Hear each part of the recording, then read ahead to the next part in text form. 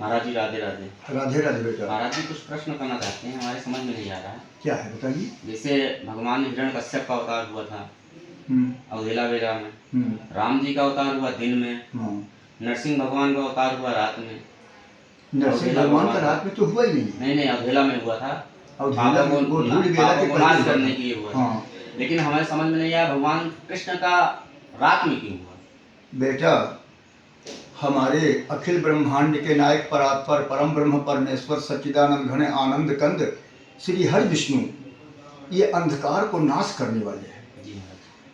हमारे अनेक ग्रंथों में मिलता है और हम ये भी जानते हैं, गीता में मिलता है कि यदा यदा ही धर्मस्य ग्लानिर्भवत भारत अम्बुत्थानम तदात्मन सृजाम्यहम्। क्योंकि ये श्लोक बताने का समय नहीं, आपको साइट में हमें ये आपकी शंका का समाधान करना है। भगवान हयग्रीव का अवतार जो विष्णु का अवतार था दिन में हुआ वेदों को लाने के लिए। नारायण की बड़ी कृपा है। नरसिंह का अवतार हुआ राक्षसों के आतंक को समाप्त करके भक्तों की रक्षा करने के लिए गोधूली बेला में। बाराह अवतार हुआ भगवान का धरती मैया को रसातल से मृतलोक लाने के लिए।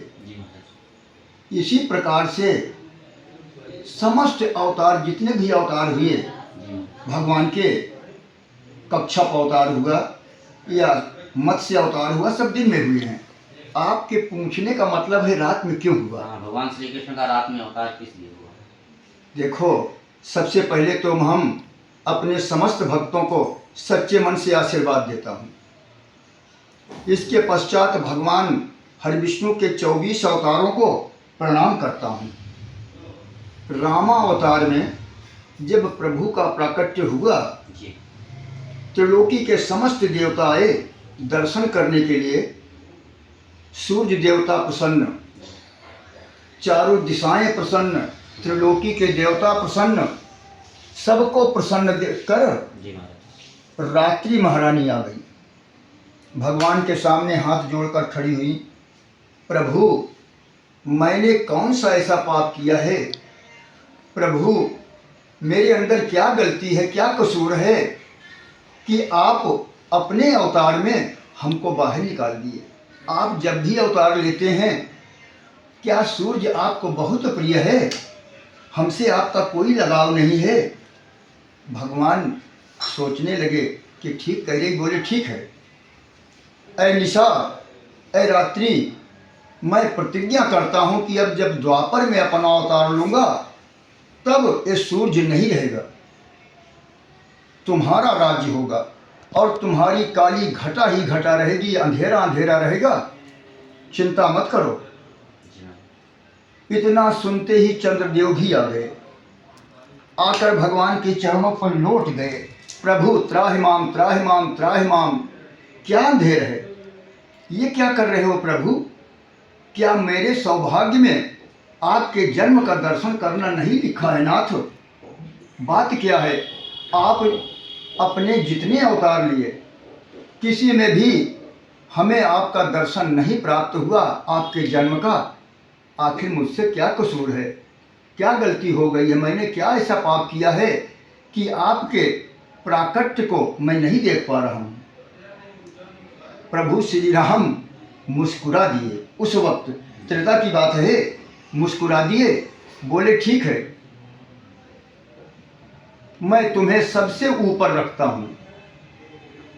चंद्रदेव बोले कैसे प्रभु, बोले देखो हमारे इस खानदान में चंद्र नाम ही कष्टप्रद है, जिसके नाम के आगे चंद्र लग जाता है उसके जीवन का सुख चला जाता है, लेकिन वह तीनों लोकों में जब तक सूरज चांद रहेगा ना तब तक उसका नाम रहता है। मैं तुम्हें अपने नाम के आगे जोड़ दूंगा, यानी राम नहीं कि प्रभु श्री राम, राम कुमार राम प्रसाद नहीं, मेरा नाम रामचंद्र होगा। ये प्रकृति के समय की बात है।